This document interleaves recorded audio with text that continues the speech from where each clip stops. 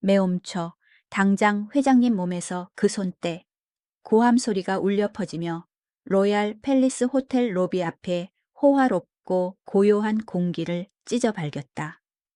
거구의 경호 팀장이 맹수처럼 달려들어 바닥에 무릎 꿇고 있던 젊은 여자의 팔을 거친 손으로 쳐냈다. 그 힘이 얼마나 셌던지 여자는 비틀거리며 차가운 화강암 바닥에 털썩 주저앉고 말았다. 20살 남짓 되어 보이는 그녀는 낡고 수수한 옷차림을 하고 있어 슈퍼카와 비싼 양복들이 즐비한 이 화려한 풍경 속에서 완전히 겉돌고 있었다. 하지만 주목해야 할 것은 경호원의 거친 행동이 아니라 휠체어에 앉아있는 남자의 반응이었다. 김도진 회장. 68세 하늘그룹의 총수이자 부산 부동산 업계의 대부라 불리는 인물이다. 70년 가까운 세월 동안 그의 두 다리는 그저 비틀어지고 차가운 생명 없는 나무 토막에 불과했다. 그는 땅을 딛고 서는 기분이 무엇인지, 넘어질 때의 통증이 무엇인지 전혀 알지 못했다. 그런데 저 여자의 굳은 살 박인 손이 그의 무릎 뒤 오금에 있는 위중혈, 웨이총슈에 닿는 순간 전류가 스쳐 지나갔다. 솔직히 말해서 개미가 기어가는 듯한 가벼운 저림이 아니었다. 누군가 피복이 벗겨진 고압 전선을 그의 척수에 직접 갖다 댄 것 같았다. 그 감각은 허리에서 엉덩이를 뚫고 허벅지로 스며들어 발 뒤꿈치에서 강하게 찌릿했다. 아팠다. 뼛속까지 아팠다. 하지만 그 통증은 그를 울고 싶게 만들었다. 왜냐고? 그것은 살아있음의 고통이었기 때문이다. 살아있는 것만이 아픔을 느낄 수 있다. 멈춰라. 김도진 회장이 으르렁거렸다. 목소리는 크지 않았고 쉰 소리에 떨리고 있었지만 그 안에 담긴 위험은 경호 팀장을 허공에서 멈칫하게 만들기에 충분했다. 그는 당황한 기색이 역력한 얼굴로 뒤를 돌아보았다. 회장님, 이 계집애가 감히 회장님을 공격하려 격가에 입 닥치라고 했다. 김 회장은 비싼 실크 셔츠 아래로 가슴을 거칠게 들썩이며 숨을 몰아쉬었다. 그는 경호원들도 멀리서 굽실거리고 있는 호텔 직원들의 호기심 어린 시선도 신경 쓰지 않았다. 오로지 바닥에 겁에 질려 움츠리고 있는 여자만을 뚫어지게 쳐다보았다. 그 여자의 이름은 혜운이었다. 올해로 갓 20살 인생에서 가장 아름다운 나이였지만 그녀의 얼굴에는 너무 일찍 생계를 책임져야 했던 사람의 피로와 고단함이 새겨져 있었다. 혜우는 사시나무 떨듯 떨고 있었다. 무서울 수밖에.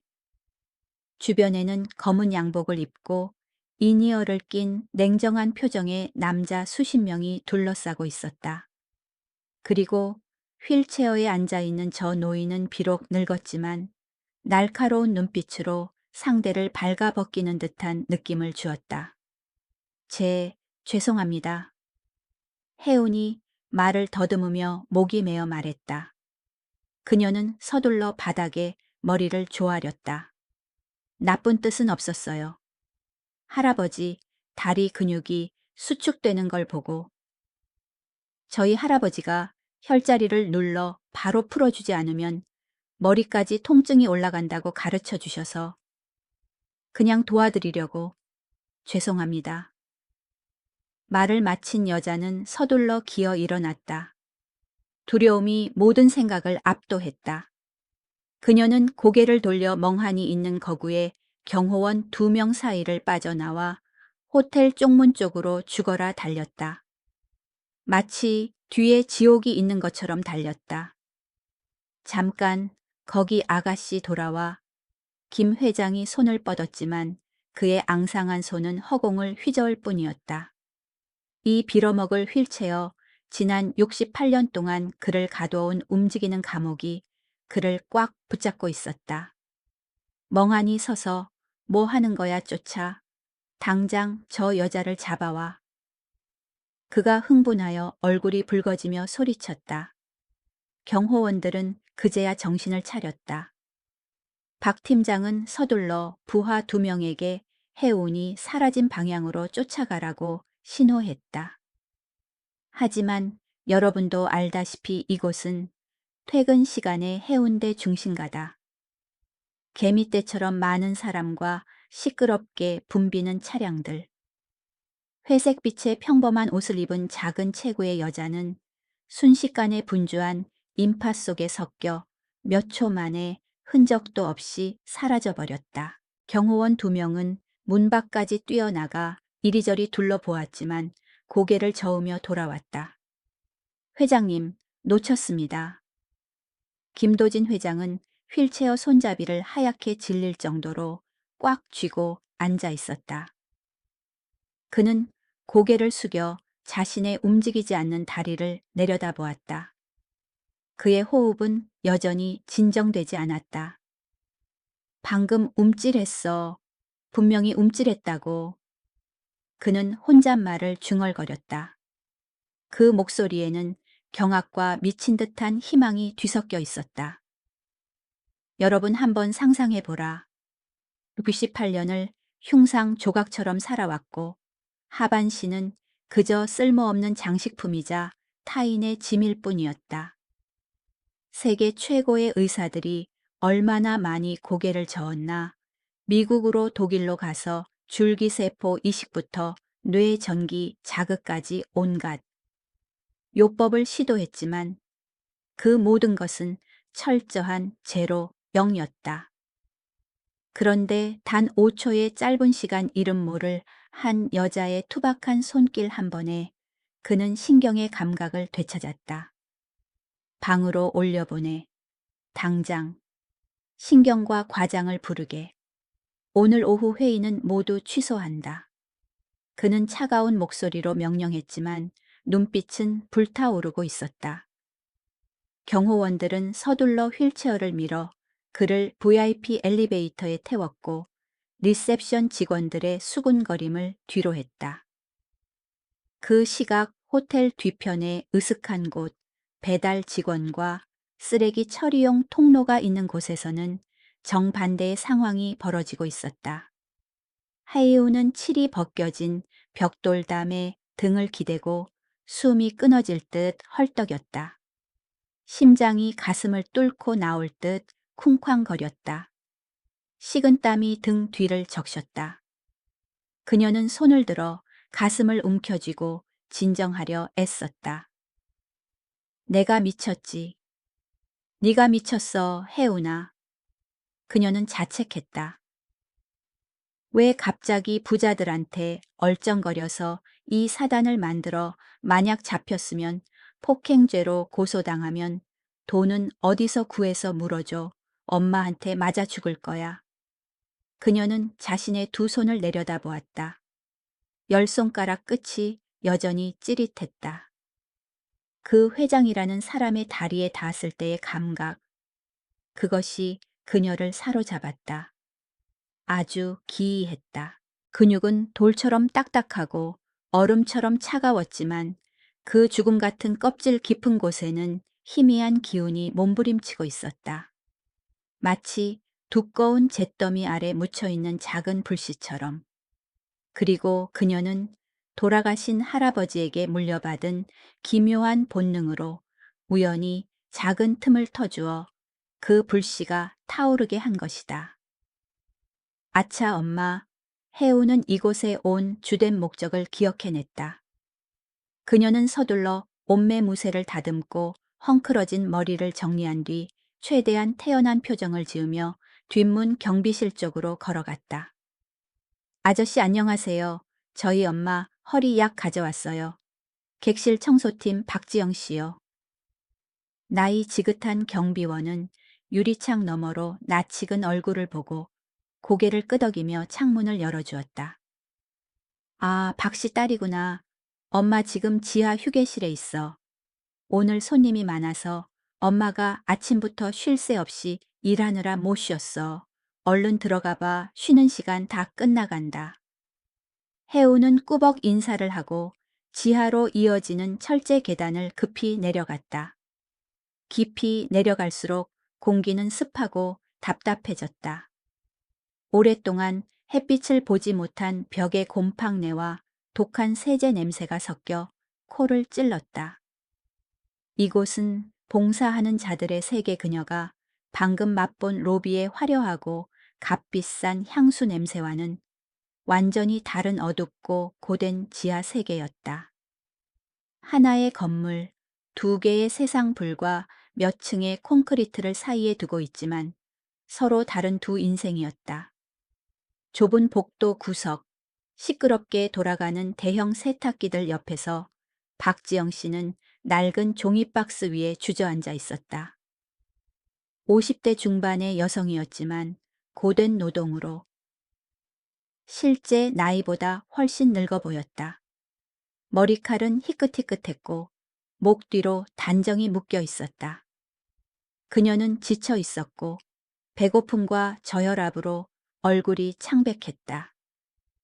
오늘 하루 종일 그녀는 15개의 고급 객실을 청소해야 했고 운동장처럼 넓은 각 방에 유리잔 하나, 욕조 하나까지 반짝거릴 때까지 닦아야 했다. 텅 빈 속 때문에 눈앞이 어질어질했고 손발이 떨렸다. 엄만 해운이 달려가 엄마 옆에 털썩 앉았다. 그녀는 천 가방에서 작은 도시락 통과 파스 한 장을 꺼냈다. 해운아, 왜 이렇게 늦었어? 무슨 일 있었니? 지영 씨가 걱정스레 물으며 거친 손으로 딸의 이마를 짚었다. 딸이 숨을 몰아쉬고 이마가 땀에 젖어 있었으며 안색이 당황한 듯 보였기 때문이다. 해우는 로비에서 방금 있었던 일, 그룹 회장의 몸에 손을 댄 일을 말하려 했다. 하지만 엄마의 퀭한 얼굴과 피로로 움푹 패인 눈을 보고 그 말을 삼켰다. 엄마는 이미 충분히 힘들다. 엄마의 인생은 온통 걱정과 두려움뿐인데 딸이 권력자의 심기를 건드렸다는 걱정까지 얹어주고 싶지 않았다. 아무것도 아니에요. 그냥 버스에 사람이 너무 많아서 차가 막혀서 늦었어요. 해우는 활짝 웃으며 떨리는 목소리를 감추려 애썼다. 그녀는 도시락 뚜껑을 열었다. 엄마, 얼른 드세요. 제가 계란 볶음밥 했어요. 아직 따뜻해요. 사실 밥은 식은 지 오래였다. 얇게 부친 계란 지단도 딱딱하게 굳어 있었다. 하지만 지영 씨는 마치 사내 진미라도 되는 듯 숟가락으로 맛있게 떠먹었다. 그녀에게 이것은 단순히 허기를 채우는 밥이 아니라 효녀 딸의 사랑이자 남은 반나절의 노동을 버티게 해줄 유일한 에너지원이었다. 너는 먹었어. 그녀가 묻으며 뚜껑에 밥을 좀 덜어주려 했다.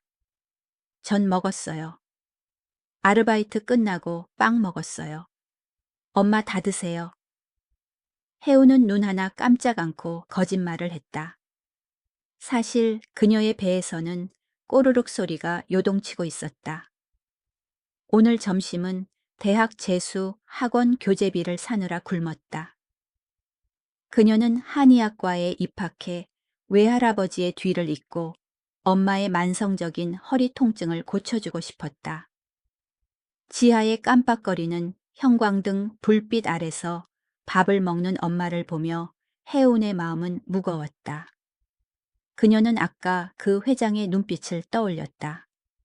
그는 최고급 가죽으로 감싼 휠체어를 타고 모녀가 평생 모아도 못 살 비싼 양복을 입고 있었다. 그 주변에는 수십 명의 사람이 그를 떠받들고 있었다. 반면 같은 건물에서 일하면서 몸이 부서져라. 노동력을 바치는 엄마는 이 습한 구석에 쭈그리고 앉아 찬밥을 먹으며 쥐새끼처럼 숨어 지내야 했다. 세상은 어찌 이리 모순되고 불공평한가. 해우나. 지영 씨가 밥을 먹으며 목이 메어 말했다. 엄마가 미안해. 네가 이렇게 고생하게 해서. 이 나이면 대학교 2학년이 되어 공부하고 친구들과 놀러 다녀야 하는데 엄마가 무능해서 등록금도 못 대주고. 엄마 무슨 소리야? 내가 1년 쉬면서 사회 경험하고 싶다고 했잖아. 해우는 엄마의 거친 손을 잡았다. 1년 내내 독한 세제에 담가져 있어 손 피부가 벗겨지고 갈라져 피가 맺혀 있었다. 가슴이 미어졌다. 무의식적으로 그녀는 엄마 손의 합곡혈을 엄지로 지그시 누르며 몇 번 문질렀다. 아야, 아파. 지영 씨가 반사적으로 손을 움츠렸지만 곧이어 안도의 한숨을 내쉬며 편안함에 눈을 가늘게 떴다. 갑자기 뼛속 깊이 쑤시던 게 싹 가라앉네. 혜운이 슬프게 웃었다. 엄마, 어깨에 뭉친 게 팔까지 내려와서 그래요? 경락이 막혀서요. 집에 가서 더 꼼꼼히 해드릴게요.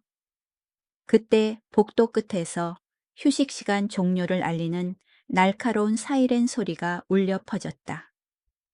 지영 씨는 서둘러 마지막 밥을 입에 넣고 물 한 모금을 들이켠 뒤 허둥지둥 일어났다. 엄마 일하러 가야 돼. 3층 매니저가 까다로워서 1분만 늦어도 월급 깎여. 조심해서 가라. 딴 데로 새지 말고 집에 가서 문 잠그고 공부하고. 네, 엄마 수고하세요. 저녁에 김치찌개 끓여놓고 기다릴게요. 무거운 청소 카트를 밀고 복도 모퉁이로 사라지는 엄마의 굽은 등을 보며 해우는 긴 한숨을 내쉬었다. 그녀는 어깨에 맨 천 가방을 고쳐 메고 뒷문을 통해 호텔을 빠져나왔다. 저녁 바람이 거세게 불어와 그녀는 얇은 외투 깃을 세우며 몸을 떨었다. 이 작은 소녀는 알지 못했다.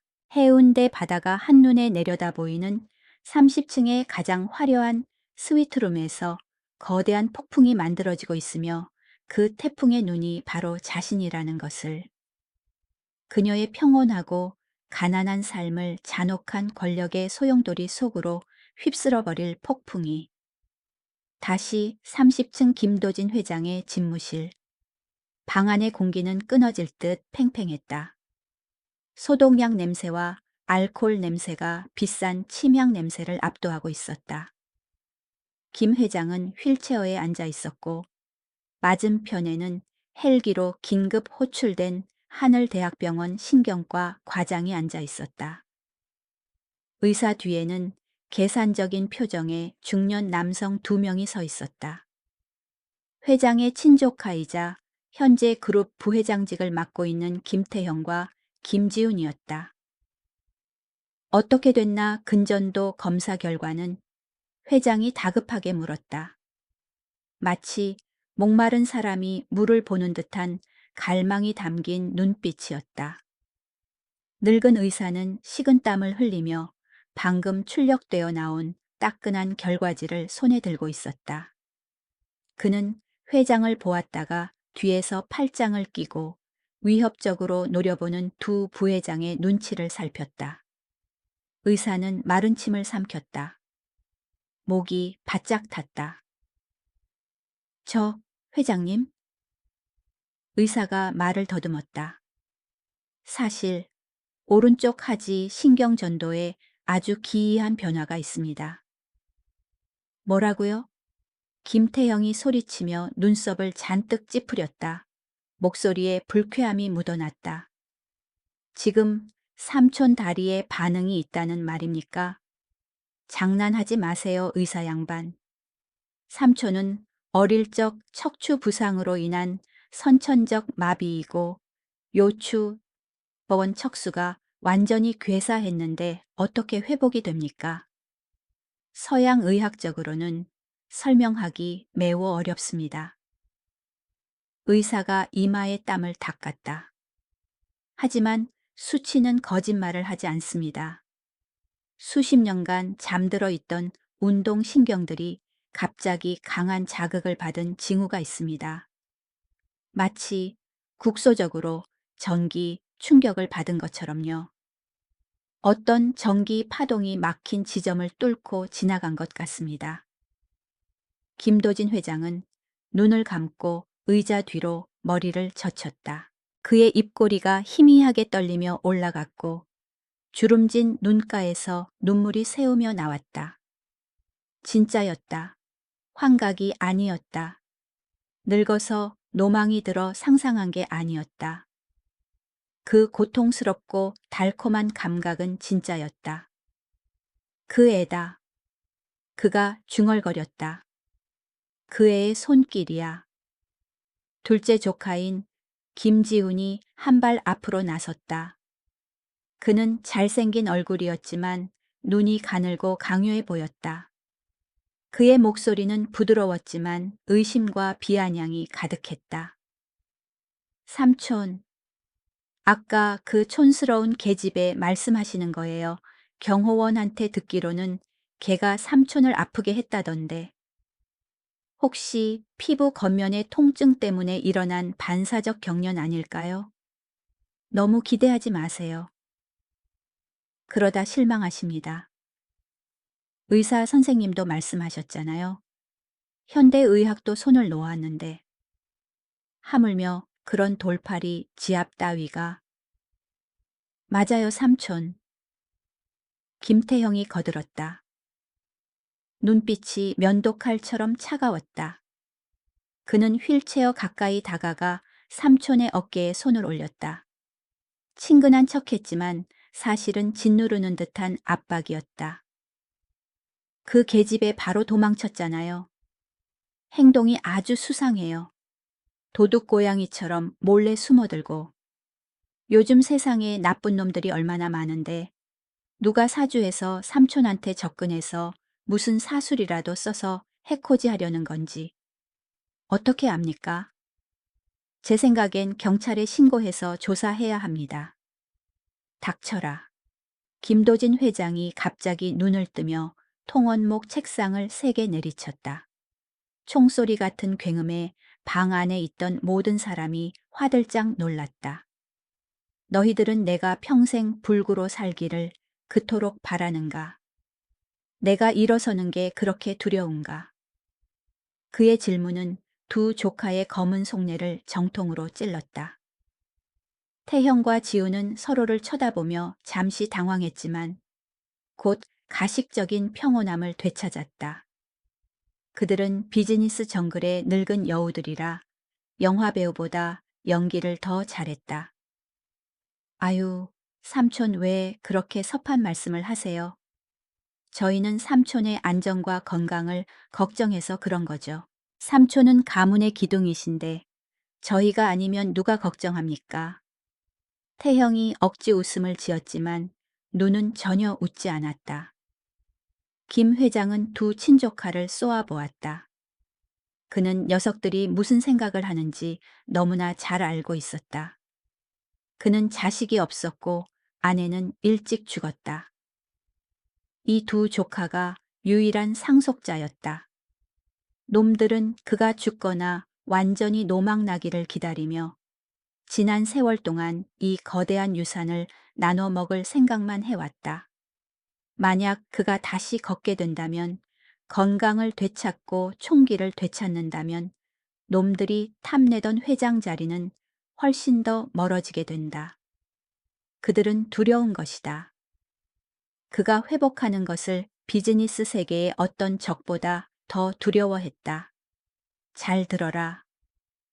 김 회장은 구석에 서서 아까 일로 문책당할까봐 땀을 뻘뻘 흘리고 있는 경호 팀장을 향해 고개를 돌렸다. 보안 카메라 영상 추출해. 당장. 그 여자아이를 반드시 찾아내. 사진 뽑아서 내부 공지하고 사립 탐정을 쓰든 뭘 하든 상관없다. 내일 정오 전까지 그 아이의 이름, 주소, 가정 형편을 알아와. 못 찾으면 전원 사표 쓸 각오해. 네, 알겠습니다. 회장님, 바로 시행하겠습니다. 경호 팀장은 군대식으로 발뒤꿈치를 딱 붙여 경례하고는 밖으로 뛰쳐나갔다. 두 조카는 서로를 쳐다보았고 눈빛이 어둡게 가라앉았다. 그들은 삼촌에게 인사하고 씩씩거리는 표정으로 방을 나갔다. 복도로 나와 엘리베이터 문이 닫히자마자 김태형의 입가에 있던 가식적인 미소는 즉시 사라졌다. 그의 얼굴이 흉측하고 무섭게 일그러졌다. 그는 동생을 돌아보며 이 사이로 쇳소리를 냈다. 어떻게 생각하냐? 저 늙은 의사가 말한 신경 전도라는 거. 김지훈이 비웃으며 넥타이 매듭을 고쳤다. 그냥 늙은이의 망상일 거야. 68년이야, 형. 척수가 말라비틀어졌는데 기적이 그렇게 쉽게 일어날 것 같아. 늙은이가 걷고 싶어 미치니까 저런 미신 같은 거에 매달리는 거지. 난 그렇게 단순하게 생각 안 해. 태형의 눈빛이 음침하고 깊어졌다. 그는 내려가는 층수를 알리는 숫자를 뚫어지게 쳐다보았다. 저 늙은이 능구렁이라 쉽게 속지 않아. 만약 진짜로 반응을 느꼈다면 그 계집애, 그 계집애가 변수야. 난 계획에 없는 변수가 제일 싫어. 어떻게 할 거야? 지훈이 목소리를 낮춰 물었다.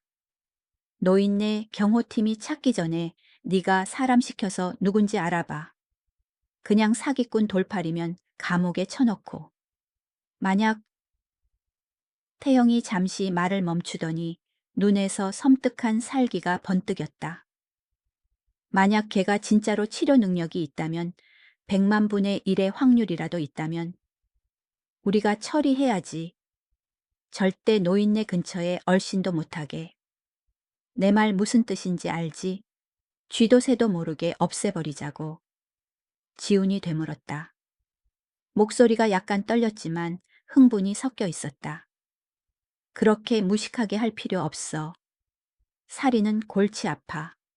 그냥 그 애가 다시는 이 호텔에 올 엄두도 못 내게 아니면 올 수 없게 만들면 돼. 가장 약한 곳을 쳐야지. 가난한 놈들의 약점은 딱 하나야. 돈, 그리고 가족. 두 형제는 서로를 바라보았고 밀폐된 엘리베이터 안에는 무언의 무서운 합의가 감돌았다. 그들은 마치 죽어가는 생물을 기다리는 독수리 두 마리 같았고 자신들의 만찬을 방해하는 자는 누구든 찢어밟길 기세였다. 권력의 탑 꼭대기에서 검은 음모가 짜이고 있는 동안 지상의 빈민가. 깊숙한 곳에 있는 초라한 반지하 방에서 해우는 공부하고 있었다. 작은 방은 겨우 15제곱미터 남짓 거실이자 침실이자 부엌이었다. 갈라진 바닥 틈으로 곰팡내 섞인 습기가 올라왔다. 도둑 전기를 쓴 탓에 전압이 불안정하여 스탠드 불빛이 깜빡거렸다. 해이우는 재수 공부를 위해 어려운 적분 문제를 풀려 했지만 머릿속은 딴 생각으로 둥둥 떠다녔다.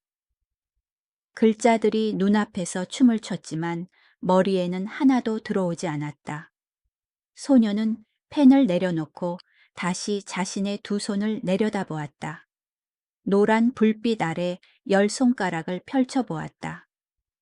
부잣집 아가씨들처럼 부드럽진 않았다. 식당 일과 집안일로 손끝에 굳은 살이 좀 박여 있었지만 가늘고 길며 따뜻했다. 할아버지. 그녀가 그리움에 목이 메어 속삭였다. 외할아버지에 대한 기억이 슬로모션 필름처럼 밀려왔다. 할아버지는 시골에서 유명한 한의사였지만 가난한 사람들을 무료로 치료해 주느라 집안은 늘 가난했다. 무더운 여름 오후 할아버지는 해운에게 눈을 감게 하고 수박에 손을 올려 당도와 수분을 느끼게 하거나 고목나무에 손을 대고 거친 껍질 아래 흐르는 수액의 흐름을 느끼게 하곤 했다. 할아버지는 말씀하셨다. 얘야, 세상 만물에는 퀴가 있단다. 사람도 마찬가지야. 피가 도는 건 기가 길을 터주기 때문이지. 어디가 막히면 병이 나고 아픈 거야. 내 손은 아주 특별하단다. 내게 아주 강한 생체 전기가 흐르는 게 느껴져. 나중에 넌 이걸로 사람을 살려야 한다.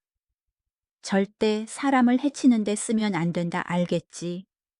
그때 해오는 어렸기에 할아버지가 이를 가르치려고 농담하는 줄 알았다. 하지만 자라면서 그녀는 남들이 못 보는 것을 느끼는 능력이 있음을 깨달았다. 엄마가 아프다고 말하기 전에 어느 척추뼈가 아픈지 알았고, 옆집 할머니 관절이 쑤시는 걸 느끼며 비가 올 것을 알았다.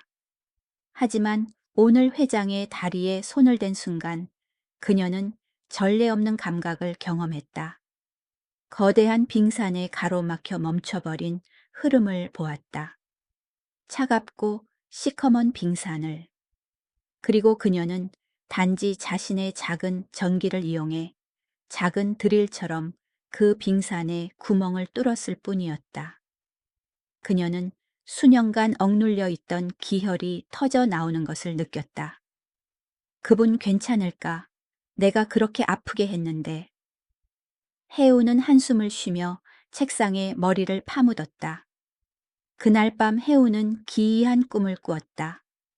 로얄 팰리스 호텔 꼭대기 바람이 거센 옥상에 서 있었다. 하지만 경치를 보는 게 아니라 떨어지고 있었다. 허공에서 허우적거리며 팔다리를 휘저었다. 그때 앙상하고 핏줄 선 손이 뻗어나와 그녀의 손목을 꽉 잡고 끌어당겼다. 그 사람은 다름 아닌 휠체어를 탄 회장이었다. 그의 눈빛은 간절하고 애타게 그녀를 바라보고 있었다. 하지만 그가 그녀의 손을 잡자마자 등 뒤에서 형체를 알 수 없는 거대한 검은 그림자 두 개가 나타났다. 그것들은 기괴하게 웃더니 잔인하게 휠체어와 회장을 통째로 시커먼 낭떠러지로 밀어버렸다. 안 돼. 해오는 비명을 지르며 잠에서 깼다. 식은 땀이 잠옷 등판을 적셨다. 심장이 미친 듯 뛰었다. 벽시계를 보았다. 새벽 4시. 밖에는 소나기가 쏟아지기 시작해 양철 지붕을 두드리며 우울한 소리를 내고 있었다. 내일을 위한 불길한 징조였다. 그녀의 인생이 폭풍우 치는 전혀 다른 방향으로 꺾이게 될 날을 알리는. 다음 날 아침 진짜 폭풍이 시작되었다. 밖의 비바람이 아니라 마음의 폭풍이었다. 간밤의 비로 빈민가 골목길, 흙바닥에는 흙탕물이 고여 있었다. 해이우는 아침 6시에 집을 나섰다. 지난밤의 악몽으로 눈은 퉁퉁 부어 있었다. 그녀는 외투 깃을 세우고 재수 학원으로 가는 버스 정류장을 향해 발걸음을 재촉했다.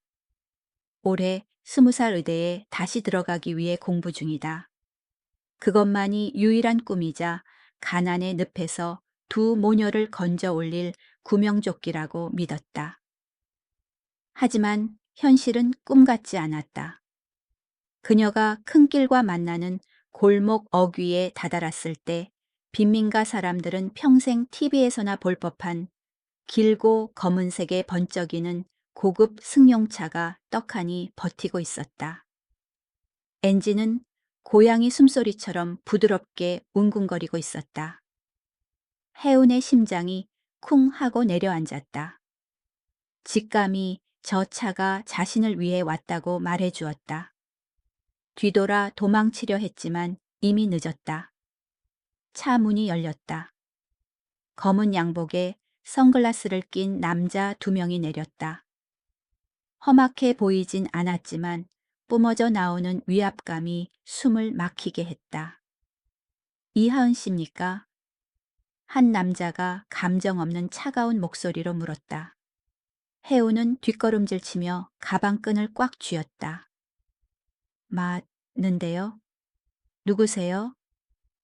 김도진 회장님, 비서실에서 왔습니다. 차 타시죠. 회장님이 뵙고 싶어 하십니다. 지나가던 사람들이 수군거리며 손가락질하기 시작했다.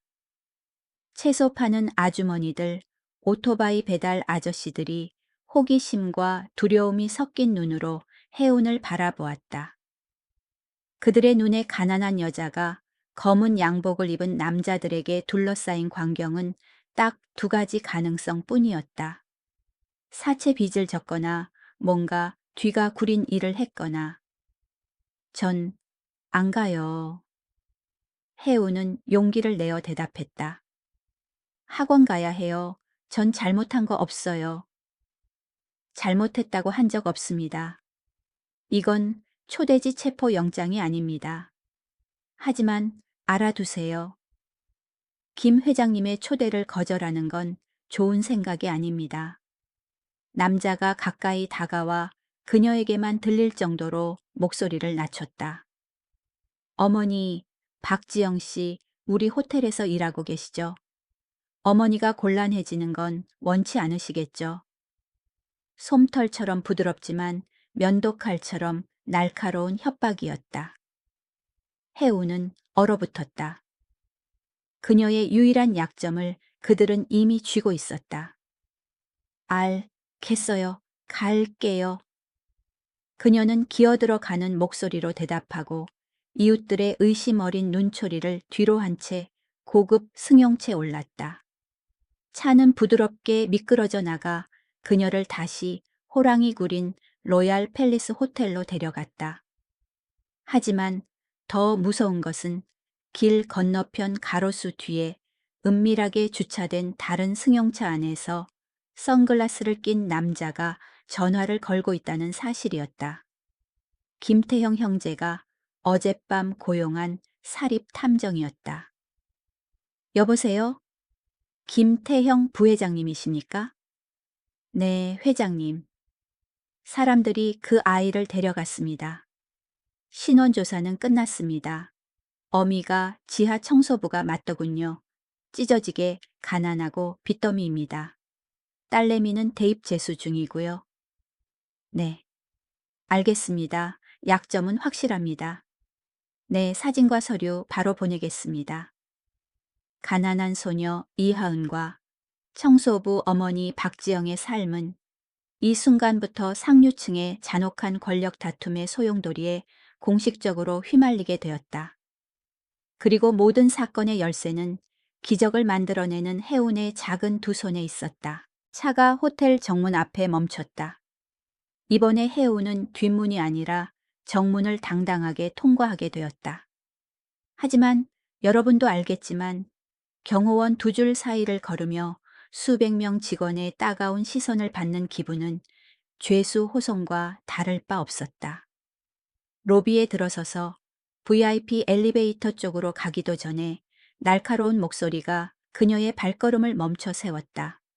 거기서 네가 감히 여기가 어디라고 다시 기어와 엘리베이터에서 남자 두 명이 걸어 나와 길을 막았다. 김태형과 김지훈이었다. 그들의 당황한 모습을 보면 남들은 삼촌 걱정 때문이라 생각하겠지만 솔직히 말해 그들의 눈빛은 아주 차가웠다. 부산의 겨울 바닷바람보다 더 차가웠다. 여러분 아시죠? 부자들에게 반쪽짜리 눈길로 무시당할 때의 기분. 그건 정말 아프고 치욕스럽습니다. 김지훈이 해운을 머리부터 발끝까지 훑어보았다. 그 시선은 면도날처럼 그녀의 가난을 발가벗겼다. 어깨가 다른 외투 흙 묻은 운동화색 바랜 천 가방. 척 봐도 알 수 있었다. 이 계집애는 우리 세상에 속하지 않아. 이 맹랑한 계집애 여기가 어디라고 난동을 피워 그가 이 사이로 으르렁거리며 해운에게 바짝 다가오자 그녀는 본능적으로 뒷걸음질 쳤다. 해운의 얼굴에서 핏기가 싹 가셨다. 그녀는 더듬거렸다. 저는 초대를 받아서. 초대. 내가 뭐라도 되는 줄 아냐. 공주님이라도 되나 보지. 김태형이 들이닥쳐 말을 잘랐다. 그는 비웃으며 경호원들을 돌아보았다. VIP에게 불법 접근해서 회장님께 상해를 입히더니 이제는 감히 여기 다시 와서 순진한 척 연기를 해. 보안팀. 어디 있어? 당장 이 쥐빵빵 울만한 거 몸수색해. 흉기나 녹음기 같은 거 가지고 있는지. 옷 싹 다 벗겨서 검사해. 네. 해우는 기겁하며 가슴을 끌어안았다. 당신들 그럴 권리 없. 여기선 내가 법이야. 태형이 고함을 질렀다. 경호원들이 작은 소녀를 우르르 에워쌌다. 해우는 사시나무 떨듯 떨었다. 너무 무서워서 숨도 쉬어지지 않았다. 눈물이 왈칵 쏟아지기 시작했다.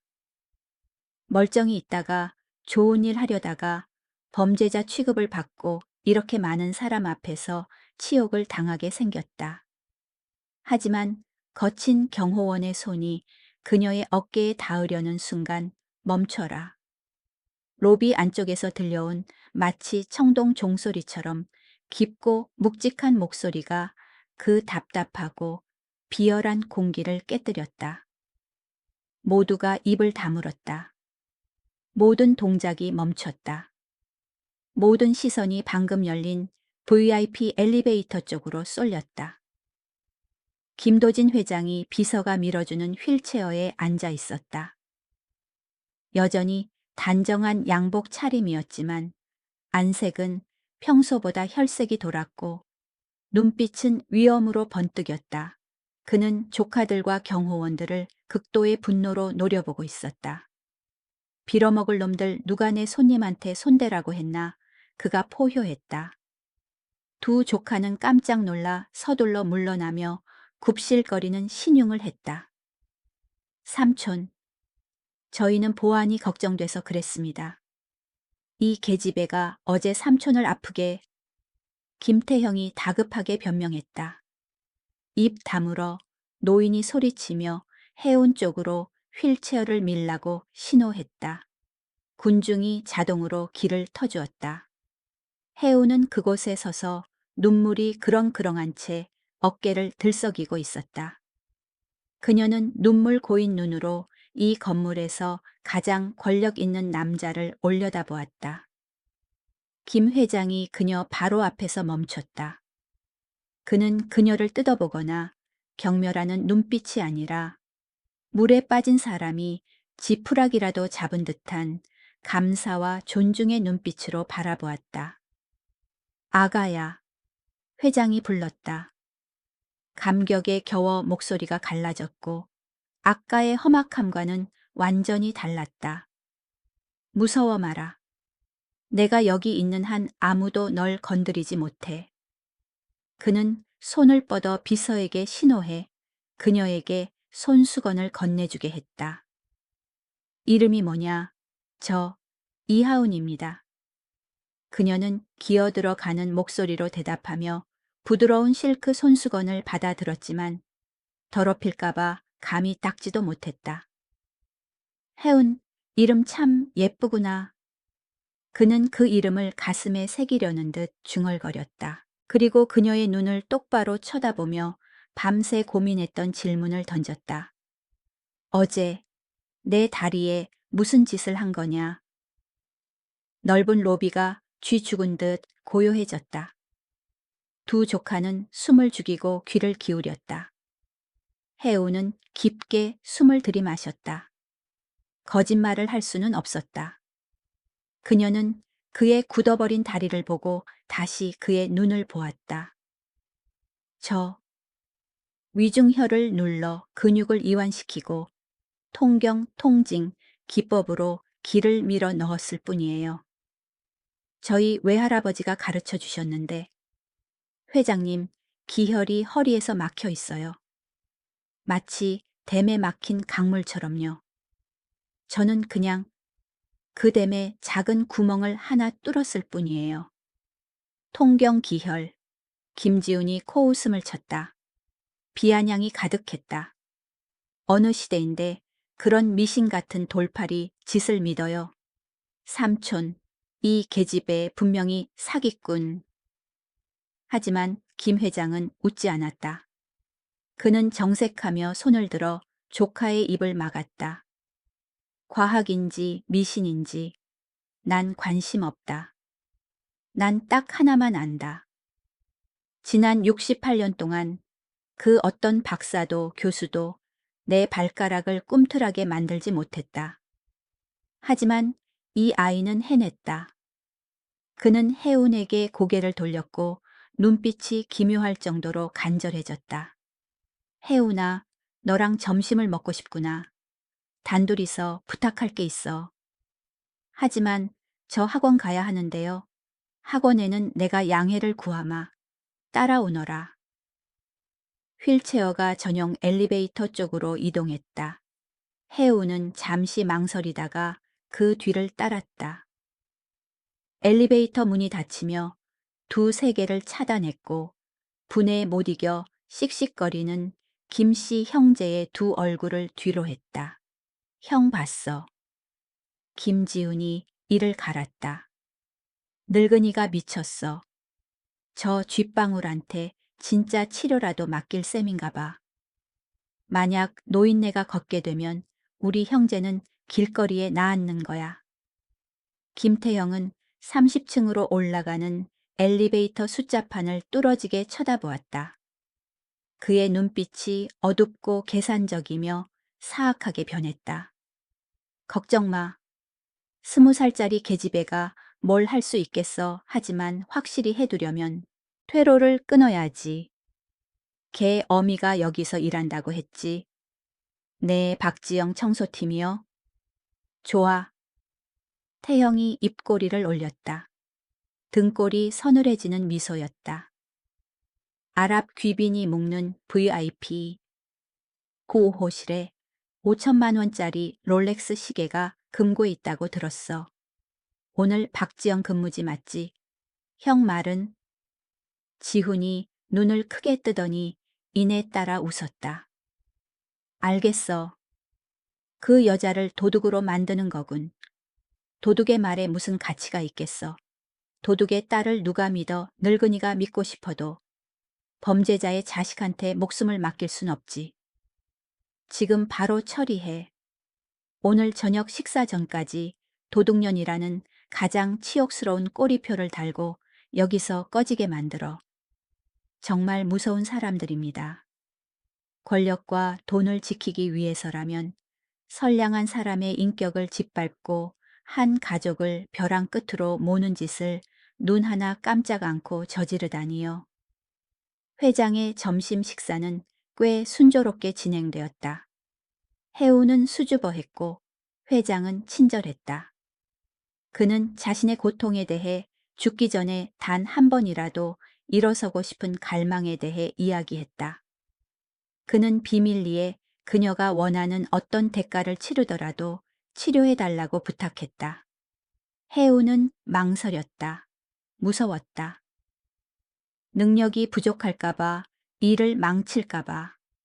하지만 희망에 찬 노인의 눈을 보았을 때 할아버지가 떠올랐고 이사는 어버이와 같은 마음이어야 한다는 가르침이 떠올랐다. 그녀는 고개를 끄덕였다. 운명의 승낙이었다. 하지만 그녀는 꿈에도 몰랐다. 그녀가 사람을 살리겠다고 약속하는 동안 지하에서는 그녀의 엄마가 벼랑 끝으로 밀려나고 있다는 것을. 오후 3시 악독한 계획이 실행되었다. 지영 씨는 22층 복도에서 바닥을 닦고 있었다. 등은 땀으로 젖어 있었다. 그녀는 일하면서 이번 달 월급을 받으면 혜은이가 좋아하는 해부학 책을 사주고 소고기를 좀 사서 몸보신을 시켜줘야겠다고 계산하고 있었다. 가난한 사람의 소소한 행복이었다. 박지영 씨, 날카로운 목소리가 불렀다. 보안 요원들이 우르르 몰려왔고 그 선두에는 김태형에게 돈뭉치로 매수당한 보안 팀장이 있었다. 무슨 일이세요? 지영 씨는 어리둥절해서 대걸레 자루를 짚은 채 여전히 순박한 미소를 띠고 있었다. 225호 손님으로부터 도난 신고가 들어왔습니다. 5천만 원 상당의 다이아몬드 박힌 금장 롤렉스 시계요. 손님이 비운 사이 방에 들어가 청소한 건 당신뿐이라고 CCTV에 찍혔습니다. 네. 지영 씨는 경악하여 대걸레를 떨어뜨렸다. 도난이요? 아니요. 전 시계 같은 거 못 봤어요. 맹세해요. 전 침대 시트 갈고 먼지만 닦았어요. 도둑치고 맹세 안 하는 놈 없지. 몸수색해 개인 사물함도 당장 뒤져. 팀장이 명령했다. 보안 요원 2명이 달려들어 복도 한복판에서 지영 씨의 주머니를 거칠게 뒤졌다. 지영 씨는 수치심에 울음을 터뜨리며 떨리는 두 손으로 얼굴을 가렸다.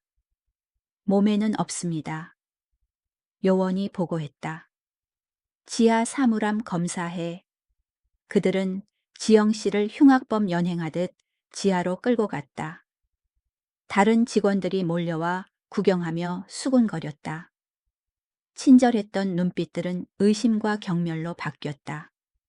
직원 탈의실. 보안팀장이 마스터키로 지영 씨의 108번 사물함을 활짝 열었다. 그는 그녀의 낡은 핸드백에 손을 넣고 뒤적거리더니 빙고 이게 뭘까? 그가 반짝이는 물건을 높이 치켜들었다.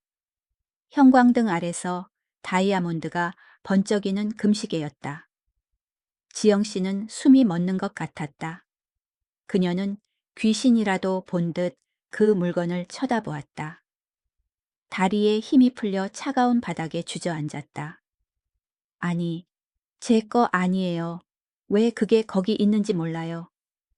누군가 모함한 거예요. 전 억울해요. 그녀가 절망적으로 절규했다. 증거가 뻔히 나왔는데 오리발이야. 당신이 방에 들어갔을 때 딱 복도 CCTV가 고장났지만 작물은 당신 가방에서 나왔어. 더 할 말 있어. 팀장이 비웃으며 가식적인 경멸을 보냈다. 5천만 원. 이 정도 고액 절도면 징역 몇 년인지 알아. 최소 7년이야. 이 아줌마야. 징역 7년. 그 숫자는 마른 하늘에 날벼락 같았다. 그녀는 기절하고 말았다. 깨어났을 때 그녀는 직원 의무실에 누워 있었고 옆에는 해고 통지서와 서약서 한 장이 있었다. 보안팀장이 종이를 그녀 얼굴에 던졌다. 잘 들어. 당신이 오래 일한 정을 봐서 그리고 호텔 명예를 위해 김태영 부회장님이 선처하신 거야. 부회장님이 대신 손님께 배상해 주시기로 했어. 대신 여기에 서명해. 절도 행위를 인정하고 자진 사퇴하며 다시는 이 근처에 얼씬도 하지 않고 회장님 일가 그 누구와도 접촉하지 않겠다는 각서야. 서명 안 하면 지금 당장 경찰에 넘긴다. 그럼 당신 딸내미 쭈쭈. 엄마가 도둑질해서 감옥 갔는데 어느 학교가 받아주고 어느 병원이 써주겠어. 또 딸이었다. 그들은 언제나 자식을 이용해 어미의 의지를 꺾을 줄 알았다. 지영 씨는 떨리는 손으로 펜을 잡았다. 눈물이 하염없이 종이 위로 떨어져 잔인한 글자들을 번지게 했다. 그녀는 훔치지 않았다. 결백했다. 하지만 혜운이에게 전과자 엄마라는 멍해를 씌울 순 없었다. 딸의 미래를 망칠 순 없었다. 서명할게요. 그녀는 이름을 적었다. 글씨는 그녀의 인생처럼 삐뚤빼뚤 떨리고 있었다. 30분 후 그녀는 한 푼의 퇴직금도 작별 인사도 없이 낡은 옷 가방 하나와 하늘을 찌를 듯한 억울함만을 안고 호텔 뒷문으로 쫓겨났다. 하늘에서는 억수같이 비가 쏟아지기 시작했다. 지영 씨는 흠뻑 젖은 채 집으로 발을 질질 끌었다. 하지만 밖의 추위는 마음속 추위에 비하면 아무것도 아니었다. 그날 밤 습한 반지하 방. 해우는 꽤 들뜬 기분으로 집에 왔다. 회장과 희망적인 대화를 나누고 온 참이었다. 그가 치료를 도와주면 학비를 지원해 주겠다고 약속했다. 밝은 미래가 열리고 있었다. 엄마, 저 왔어요. 오늘 진짜 좋은 소식 있어요. 혜운이 문을 열고 들어가며 들뜬 목소리로 말했다. 하지만 그녀의 미소는 입가에서 사라졌다. 불도 켜지 않은 캄캄한 방 지영 씨가 벽 구석에 웅크리고 앉아 고개를 무릎에 파묻고 있었다. 서러운 흐느낌 소리가 들려왔다. 엄마 왜 그래 어디 아파 입디. 혜운이 급히 불을 켜고 달려가 엄마를 안았다. 그녀는 엄마의 눈이 퉁퉁 붓고 끌려다니느라 넘어져 얼굴에 멍이 들고 옷이 엉망인 것을 보고 기겁했다. 지영 씨가 충혈된 눈으로 멍하니 딸을 올려다보았다. 말하고 싶지 않았다. 숨기고 싶었다. 하지만 고통이 너무 컸다. 약한 여자가 감당하기엔 너무 벅찼다. 혜운아, 엄마가 미안해. 엄마 잘렸어. 네, 왜 잘려요, 씨? 엄마 그렇게 열심히 일했는데 사람들이 엄마가 손님 시계를 훔쳤대. 엄마 가방에서 그게 나왔대. 하지만 엄마 안 훔쳤어. 정말이야. 혜우나 엄마 맹세코 안 가져갔어. 굶어 죽어도 도둑질은 안 해. 그녀가 목 놓아 울며 물에 빠진 사람이 지푸라기 잡듯 딸을 꽉 껴안았다. 혜우는 말문이 막혔다. 그녀는 똑똑했다. 모든 일을 연결해 보았다. 아침에 회장을 만났다. 점심에 치료를 수락했다. 오후에 엄마가 함정에 빠졌다. 그놈들이야. 혜운이 이를 악물었다. 주먹을 얼마나 세게 쥐었는지 손톱이 살을 파고들어 피가 맺혔다. 그 두 놈이야. 김태형, 김지훈. 나한테 경고하는 거야. 우리를 벼랑 끝으로 몰려는 거야. 누구 말하는 거니? 너 이 일을 알고 있어. 지영 씨가 어리둥절해서 물었다. 혜이우는 엄마를 보며 눈물을 흘렸다. 알고 보니 그녀의 선의가 사람을 돕고 싶어 했던 순진함이 엄마의 등 뒤에 칼을 꽂은 꼴이 되었다. 그녀는 상류층의 잔혹함을 너무 과소평가했다. 엄마 미안해요. 나 때문에. 다 나 때문이야. 혜운이 엄마 어깨에 얼굴을 묻고 울었다. 빗소리가 처량하게 들리는 초라한 새방에서 서로 부둥켜 안고 우는 두 모녀의 모습은 정말 비통했습니다. 가난한 사람에게는 좋은 사람이 될 권리조차 사치일 때가 있습니다. 부자들은 그들을 장기판의 말처럼 취급하고 기분 내키면 쓰고 아니면 버리며 무자비하게 짓밟습니다. 하지만 비극은 여기서 끝나지 않았다. 저 높은 곳에 있는 자들은 잡초를 뽑을 때 뿌리까지 뽑으려 했다. 다음 날 아침 집주인이 문을 쾅쾅 두드렸다. 박씨, 박씨 어디 있어 나와봐요. 지영 씨가 허둥지둥 문을 열었다. 주인 아줌마, 무슨 일이세요? 평소 성격 좋던 주인 아주머니는 오늘따라 험악한 얼굴로 보증금을 던져주었다. 방 빼. 오늘 당장 당신들한테 새 안 줘. 왜 그러세요? 월세 꼬박꼬박 냈잖아요. 계약 기간도 남았는데. 시끄러워. 누가 돈 2배 줄 테니까 당신들 내보내래. 그리고 당신 어제 도둑질해서 잘렸다며 우리 집엔 성실한 사람들만 살아. 도둑놈들은 안 받아줘. 당장 짐 싸. 안 그럼 사람 불러서 짐 다 길바닥에 던져버릴 거야. 혜우는 엄마 등 뒤에서 집주인이 돌아가는 것을 보았다. 이해했다. 그들은 엄마를 호텔에서 쫓아내는 것만으로 만족하지 않았다. 모녀를 이 도시에서 추방하려는 것이다. 영원히 사라져서 다시는 김 회장을 만날 기회조차 없게 만들려는 것이다. 우리 이제 어디로 가니? 지영 씨가 문턱에 주저앉아 절망했다. 비는 여전히 억수같이 쏟아지고 있었다. 해우는 잿빛 하늘을 올려다보았다. 20살 소녀의 마음속에서 갑자기 불길이 솟구쳤다. 사람을 구하려던 따뜻한 불꽃이 아니라 증오와 결의의 불꽃이었다.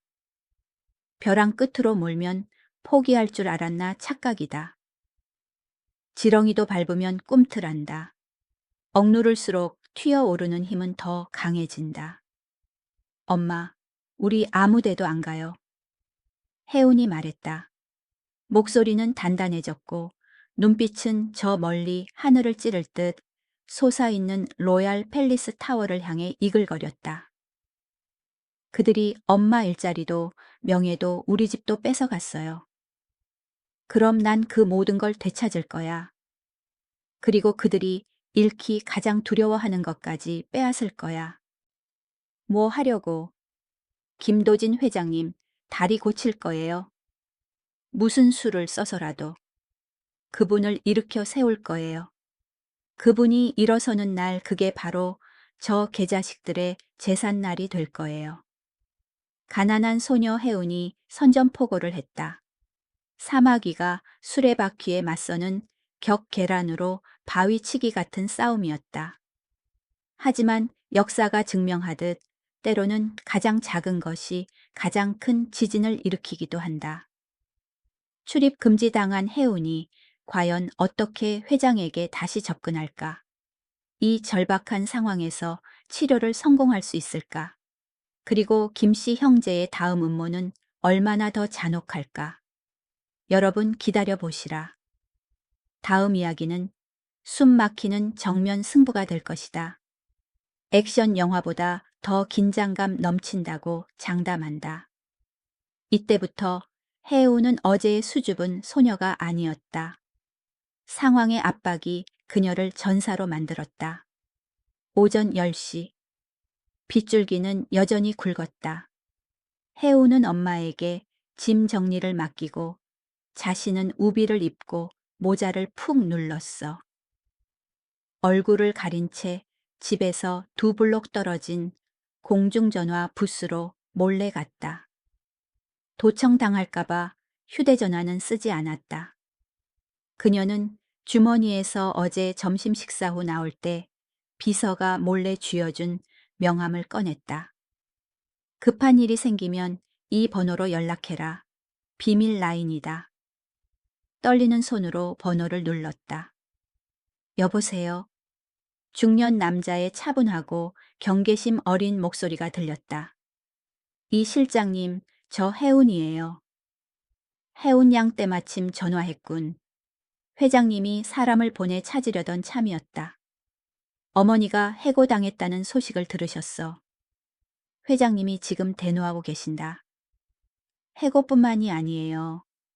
도둑 누명 씌우고 집주인 협박해서 오늘 당장 길거리에 나앉게 생겼어요. 저를 부산에서 없애버리려 해요. 수학이 넘어가 잠시 침묵하더니 분노에 찬 한숨 소리가 들렸다. 빌어먹을 놈들, 손을 빨리 썼구나. 지금 어디냐?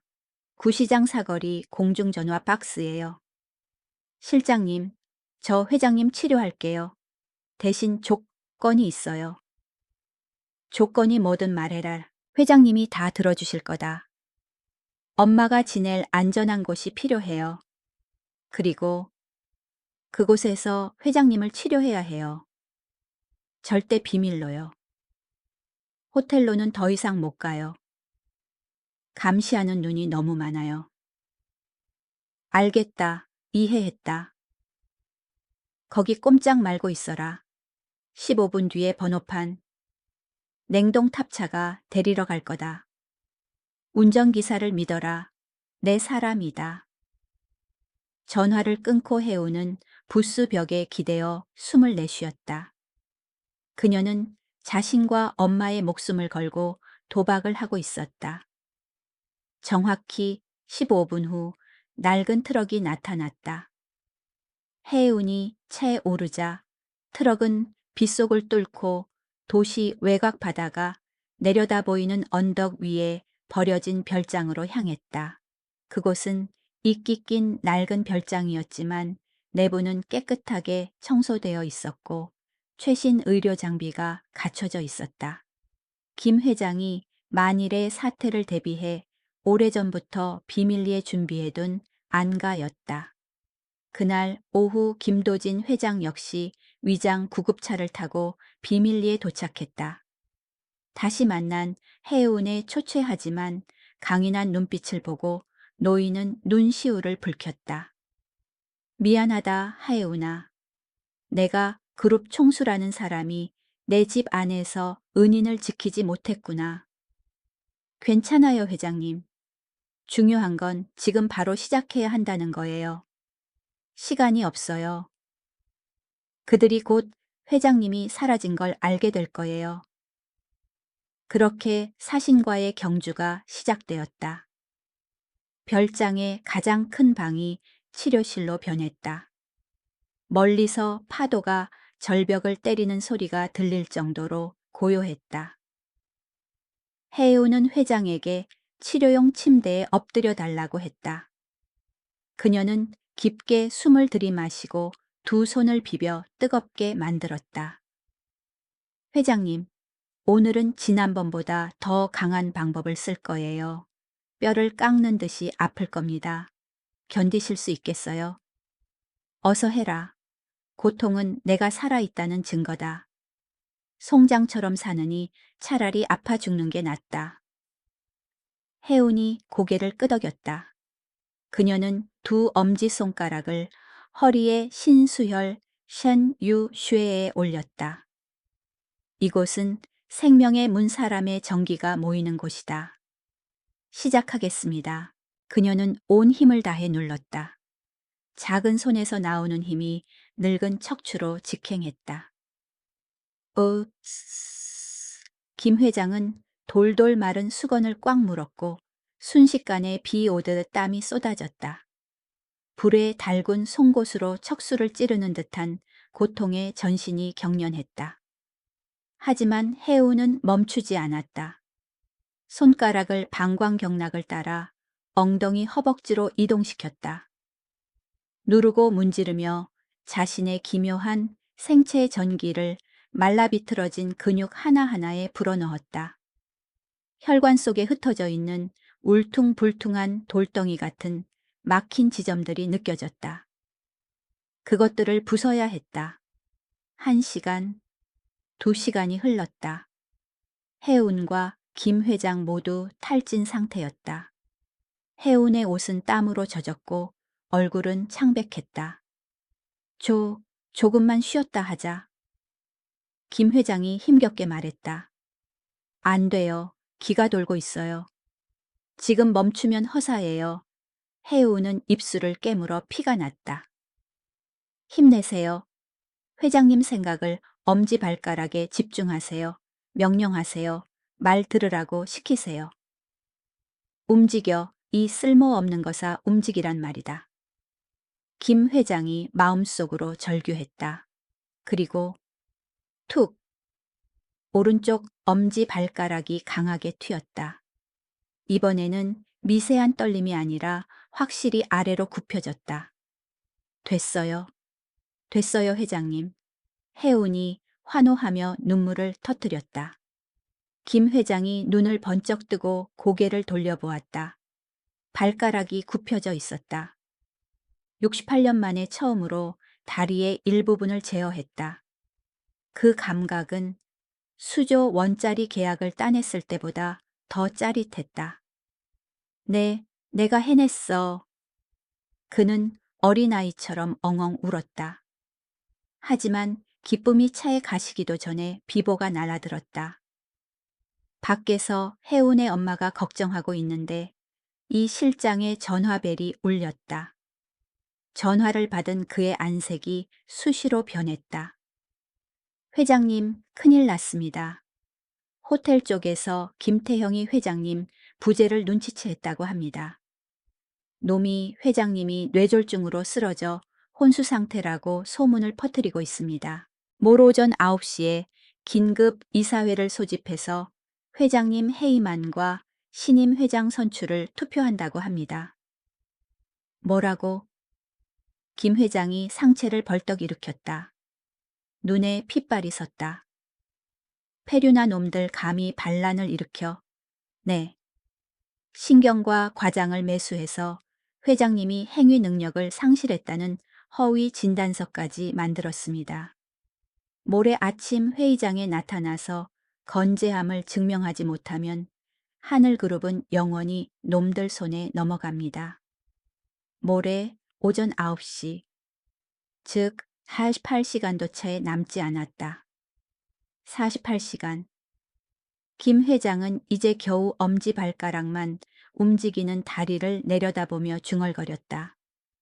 어떻게 가능한가? 걷는 연습만 최소 한 달은 필요한데. 한 달까지 필요 없어요. 혜운이 갑자기 입을 열었다. 목소리가 이상하리만치 단호했다.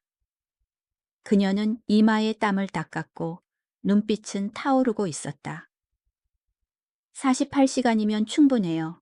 척수 극한 자극 요법을 쓸 거예요. 하지만 뭐냐. 이 방법은 아주 위험해요. 마른 나무에 강제로 꽃을 피우게 하는 것과 같아요. 평소보다 100배는 더 고통스러우실 거예요. 그리고 일어서신 뒤에는 기력이 다 빠져서 한 달 동안 침대에 누워 계셔야 할 수도 있어요. 감수하시겠어요? 김 회장은 해운을 보고 창밖 멀리 자신의 평생 과업인 로얄 팰리스 타워를 바라보았다. 감수하마. 단상 위에서 죽는 한이 있어도 일어서서 놈들의 가면을 벗겨야겠다. 해우나 해라. 내 늙은 목숨 너에게 맡기마. 그렇게 지옥의 48시간이 시작되었다. 먹지도 자지도 않고 해운과 김 회장은 생사를 건 사투를 벌였다. 해운은 가장 긴 장침을 꺼내 척추를 따라 급소 혈자리에 깊숙이 꽂았다. 침을 놓으며 끊임없이 에너지를 불어넣었다. 그녀의 손은 퉁퉁 붓고 붉게 달아올랐다. 김 회장은 고통의 비명을 질렀다. 기절했다가 찬물을 맞고 깨어나 다시 훈련했다. 일어나세요. 일어서야 해요. 우리 엄마가 정의를 기다려요. 평생 읽고 온 걸 불효자식들한테 뺏기실 거예요. 해우는 울면서 귀에 대고 소리쳤다. 가장 독한 말로 그의 투쟁심을 자극했다. 3일 시간이 지났다. 다리에 불이 붙은 듯 뜨거운 감각이 돌아왔다. 근육이 단단해지기 시작했다. 누워서 무릎을 굽혔다 폈다 할 수 있게 되었다. 마지막 12시간. 서기 훈련. 뒤꿈치에 힘을 모으세요. 무릎 관절을 잠그세요. 김 회장은 평행봉을 꽉 잡았다. 전신이 격렬하게 떨렸다. 땀이 바닥에 웅덩이를 만들었다. 올라가세요. 하나, 둘, 셋. 그가 용을 썼다. 무거운 몸이 땅에서 들렸다. 무릎이 흔들리며 꺾이려 했다.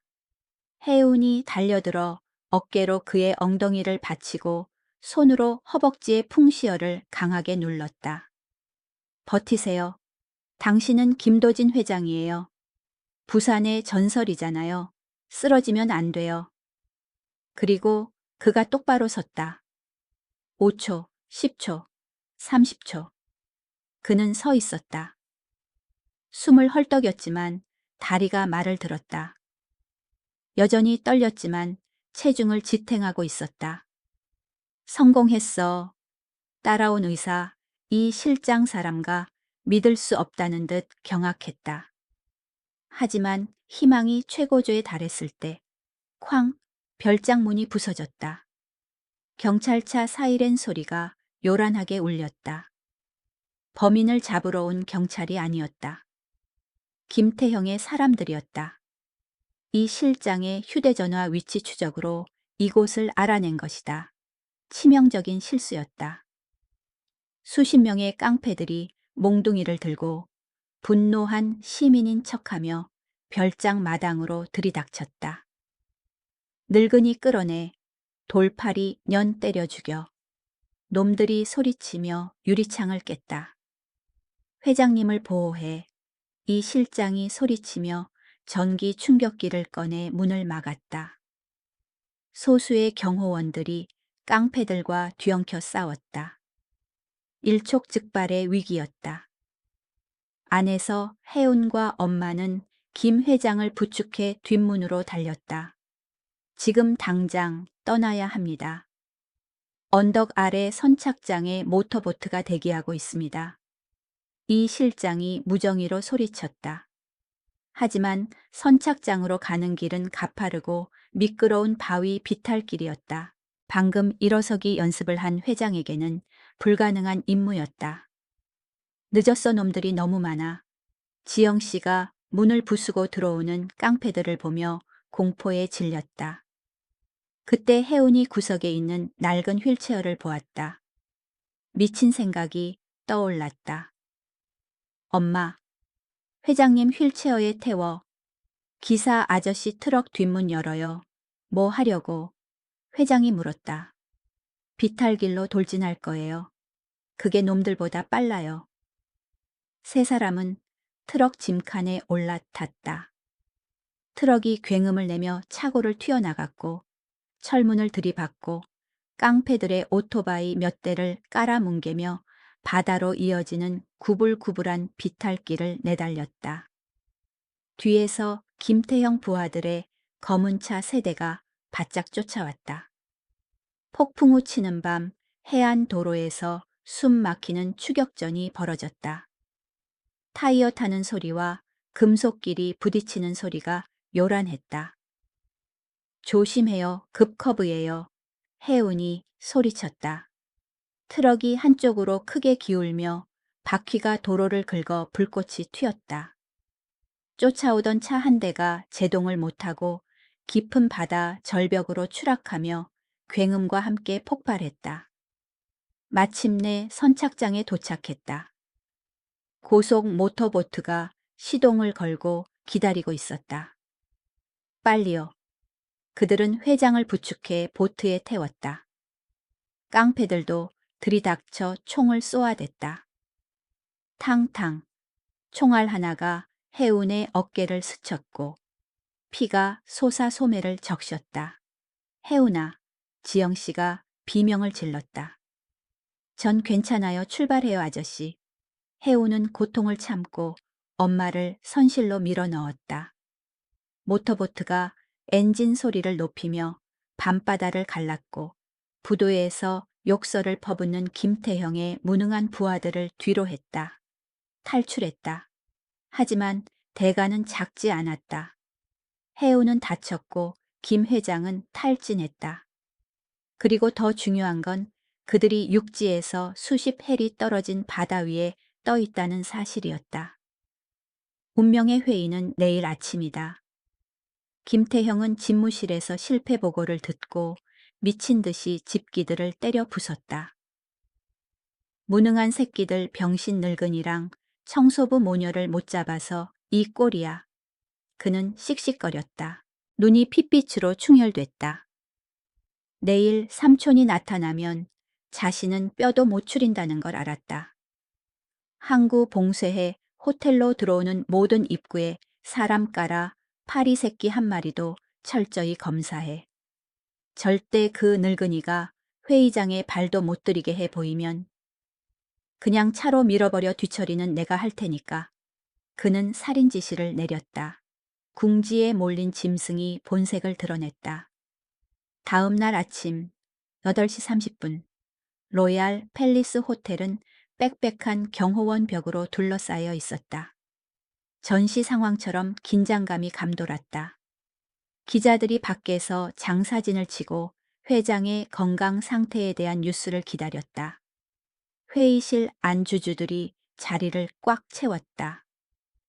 김태형은 의장석에 앉아 있었고 표정은 냉정했지만 손발은 떨고 있었다. 시계를 보았다. 30분 남았다. 먼 바다에서 김 회장을 태운 보트가 김태형의 감시를 피해 외진 작은 어항에 접안하고 있었다. 회장님, 차가 준비되었습니다. 이 실장이 그를 냄새나는 생선 트럭에 태워 위장했다.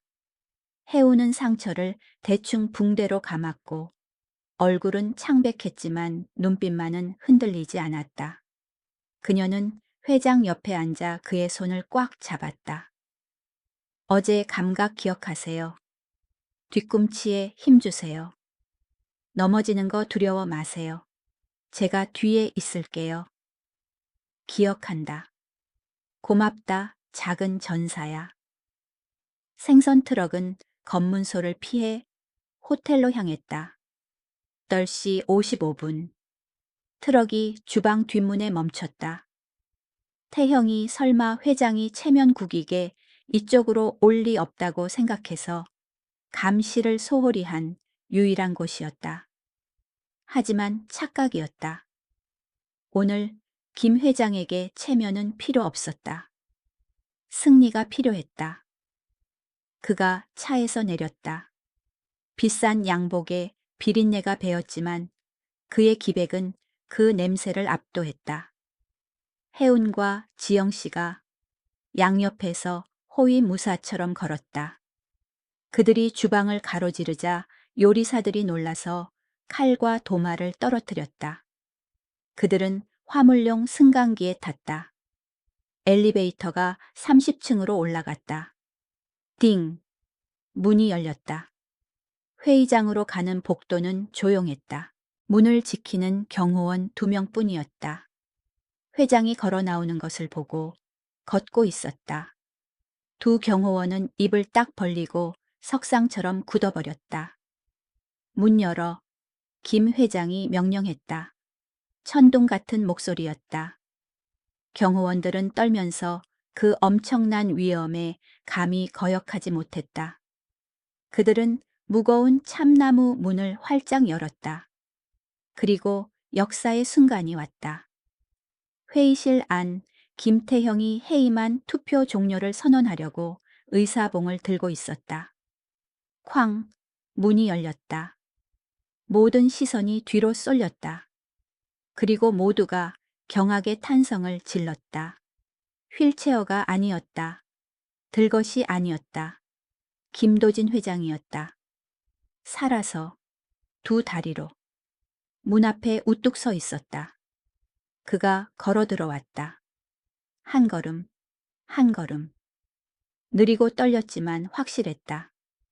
구두굽이 마룻바닥을 때리는 소리가 반역자들의 관 뚜껑에 못을 박는 소리처럼 들렸다.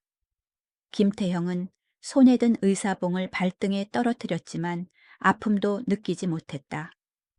세상이 빙글빙글 도는 것 같았다. 끝났다는 걸 알았다. 정말 끝이었다. 김 회장은 단상으로 곧장 걸어갔다. 해운이 바로 뒤에서 넘어지면 잡을 준비를 하고 따랐다. 하지만 그는 넘어지지 않았다. 분노와 자존심이 다리를 강철로 만들었다. 그는 조카 앞에 서서 놈의 눈을 똑바로 쳐다보았다. 태형은 의자 위에서 움츠러들어 늙은 고양이를 만난 시궁창 쥐처럼 떨었다. 많이 놀랐냐? 그가 낮게 깔린 목소리로 물었다. 내가 죽은 줄 알았냐? 삼촌. 태형이 더듬거렸다. 얼굴에 핏기가 하나도 없었다. 일어서 회장이 호통쳤다. 태형은 반사적으로 벌떡 일어났다. 짝, 천지를 뒤흔드는 뺨 때리는 소리. 김 회장이 있는 힘을 다해 페류나 조카의 뺨을 후려갈겼다. 얼마나 세게 때렸는지 태형이 비틀거리며 바닥에 나뒹굴었다. 회의실이 쥐 죽은 듯 조용해졌다. 김 회장은 입을 벌리고 경악한 주주들을 내려다보았다. 그가 당당하게 선언했다. 나 김도진 하늘그룹 회장은 알립니다. 나는 완전히 건강합니다. 그리고 횡령 및 살인 미수 혐의로 김태형과 김지훈을 그룹 내 모든 직위에서 영구 해임합니다. 그가 문 쪽을 가리켰다. 이 실장이 몰래 부른 경제범죄 수사팀이 들이닥쳤다. 차가운 수갑이 김태형의 손목에 채워졌다. 그는 고래고래 소리 지르고 발버둥 쳤지만 소용없었다. 그는 끌려나가며 해이온 쪽을 증오 가득한 눈으로 노려보았다. 하지만 해이온은 더 이상 무섭지 않았다. 그녀는 서서 미소 지었고 뺨 위로 눈물이 흘러내렸다. 엄마를 보니 엄마도 행복해서 울고 있었다. 정의가 실현되었다. 아기는 벌을 받았다. 김 회장이 해운을 보았다. 눈빛이 부드러워졌고 사랑이 가득했다. 그는 수백 명 앞에서 몸을 굽혀 그 작은 소녀를 품에 안았다. 고맙다. 네가 날 살렸다. 네가 이 그룹을 살렸어. 강당이 떠나갈 듯한 박수 소리로 가득 찼다. 의학적 기적 그리고 인간의 기적에 보내는 끊이지 않는 박수였다. 하지만 여러분 이야기는 여기서 끝이 아닙니다. 비 온 뒤에 땅이 굳는다지만 비 온 뒤 무지개야말로 가장 아름다운 법이죠. 그날 이후 해운의 인생은 진정으로 찬란한 새 페이지를 열게 되었습니다. 세월은 유수와 같이 흘렀다. 인생은 정말 멈추지 않고 흐르는 강물 같아서 묵은 상처를 씻어내고 새로운 비옥한 땅을 만들어낸다. 5년 후 아름다운 항구 도시 부산 푸른 해운대 바다가 정면으로 보이는 바람. 시원한 언덕 위에 독특한 나선형 구조의 현대적인 유리 건물이 솟아 있었다. 바로 기적의 집이라 불리는 하늘재활센터였다. 정문 앞 대리석 위에 커다란 동판이 정중하게 놓여 있었다. 설립자 김도진 센터장 이하은네 잘못 들으신 게 아닙니다. 엄마 밥 가져다 주려고 뒷문으로 드나들던 가난한 소녀 도시에서 쫓겨날 뻔했던 해운이 이제는 성숙하고 아름답고 능력 있는 여성이 되었다. 해운은 올해 25살이다. 김 회장의 전액 장학금 지원으로 미국 유학을 가서 신경 물리치료학을 전공했고 방학 때는 중국과 일본을 돌며 전통 침술과 지압을 더 배웠다. 동서양 의학의 정수에 타고난 손의 감각을 더해 해운 요법이라는 독보적인 치료법을 만들었다. 오전 10시. 눈부신 햇살이 큰 유리창을 통해 쏟아졌다. 해운이 센터 로비로 들어섰다. 새하얀 가운을 입고 긴 머리를 단정하게 묶은 그녀의 얼굴에는 자신감과 인자함이 배어 있었다. 직원들이 존경을 담아 인사했다. 센터장님 안녕하세요. 그녀는 미소로 답하고 제1치료실로 들어갔다. 그녀를 기다리는 환자는 40대 정도의 중년 남성으로 얼굴은 고생한 흔적이 역력하고 피부는 햇볕에 그을려 있었다. 공사 현장 비계에서 떨어져 척추를 다친 건설 노동자였다. 지방병원 의사는 평생 휠체어를 타야 한다고 고개를 저었었다. 안녕하세요.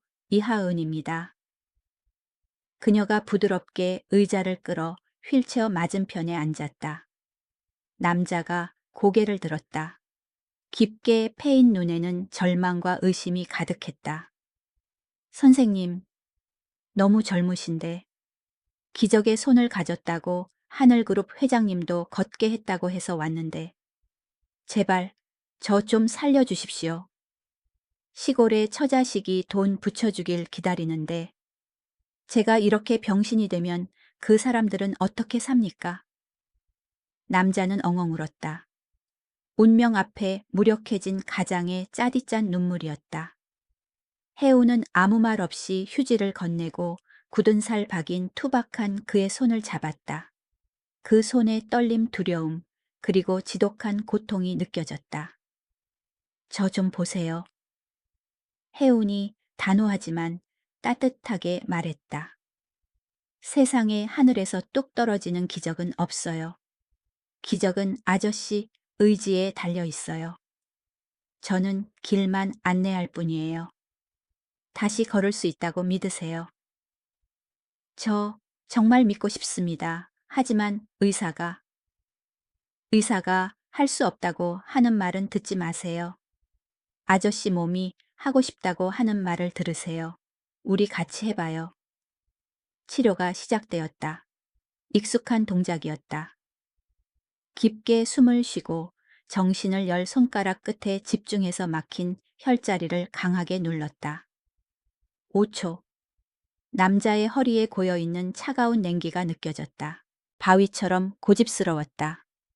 하지만 해우는 포기하지 않았다. 끈기 있게 손의 열기로 조금씩 녹여냈다. 30분간의 침묵이 흘렀다.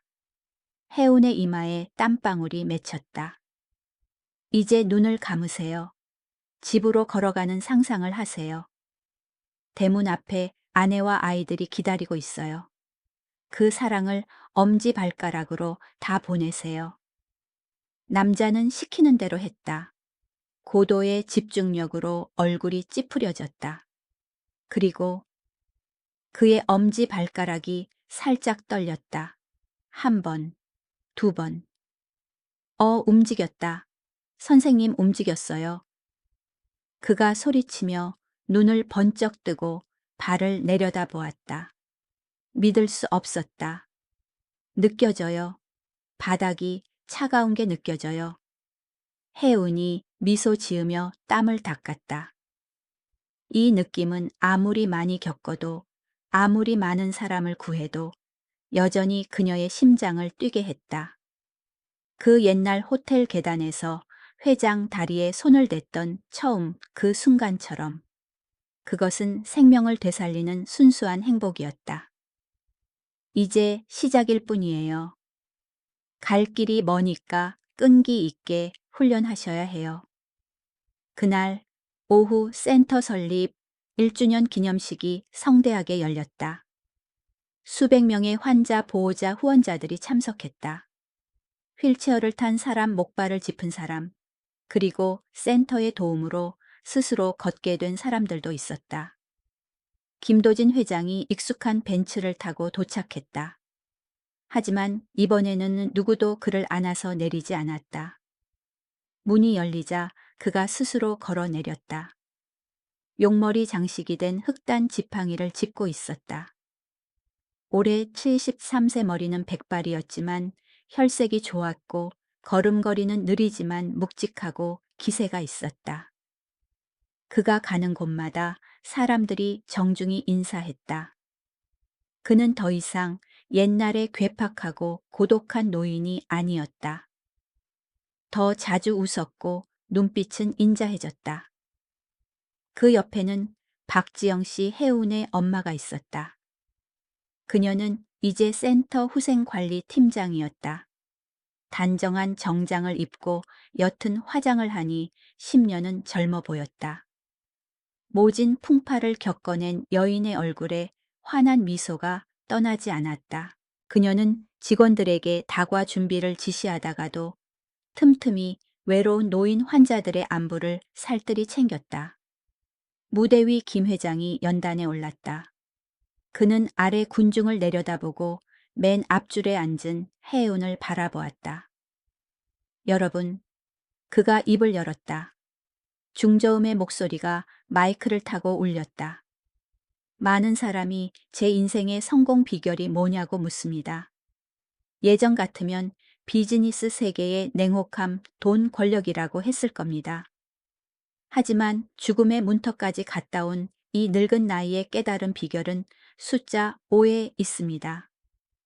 그가 주름진 손가락 5개를 펴 보였다. 5초, 딱 5초입니다. 가난한 소녀가 두려움에 도망치는 대신 멈춰 서서 고통받는 낯선 노인을 돕기로 결심한 5초.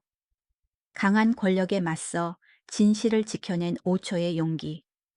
그리고 가슴과 가슴이 통하는 공감의 5초. 장내가 조용히 그의 말 한마디 한마디를 삼켰다.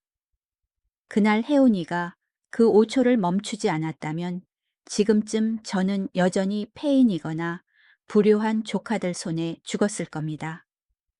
그 아이가 용기 내지 않았다면 수천 명을 구하는 이 센터도 존재하지 않았을 겁니다. 그래서 저는 여러분께 말씀드리고 싶습니다.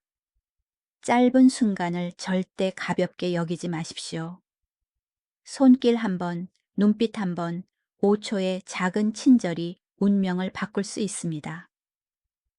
우레와 같은 박수가 터져 나왔다. 많은 사람이 감동하여 눈물을 훔쳤다.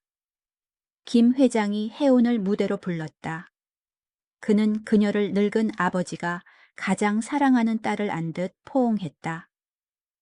혜운이 마이크를 잡았다. 감격에 목소리가 조금 떨렸다. 그녀는 자신의 두 손을 내려다보고 아래 있는 수백 명의 사람을 보았다. 저는 빈민가 출신에 무시당하고 짓밟혔던 평범한 여자입니다. 마법 같은 건 없어요. 제겐 믿음이 하나 있을 뿐입니다. 사랑을 주면 생명을 돌려받는다는 믿음요. 5년 전 제겐 이 두 손과 할아버지의 가르침 말고는 아무것도 없었습니다. 하지만 바로 그 친절이 저와 제 어머니의 인생을 구했습니다. 여기 계신 여러분도 포기하지 마세요. 몸은 불편해도 영혼은 온전합니다. 매일 5초씩 자신에게 희망을 주면 기적이 일어날 거예요. 식이 끝나고 해안 도시에 밤이 내려앉았다. 해우는 바람 부는 센터 옥상에 홀로 서 있었다. 바닷바람이 하얀 옷자락을 날리며 익숙한 짠내를 실어왔다. 그녀는 불빛 반짝이는 아래 도시를 내려다보았다. 멀리 로얄 팰리스 타워가 여전히 우뚝 서 있었지만 이제 더 이상 무서운 악몽이 아니라 모든 일이 시작된 추억의 장소일 뿐이었다. 그녀는 김태형과 김지훈을 생각했다. 징역 15년을 선고받았다고 들었다. 감옥에서 죄수들에게 맞으며 비참하게 살고 자신들의 죄를 참회하고 있다고 했다. 끝없는 탐욕에 대한 대가였다.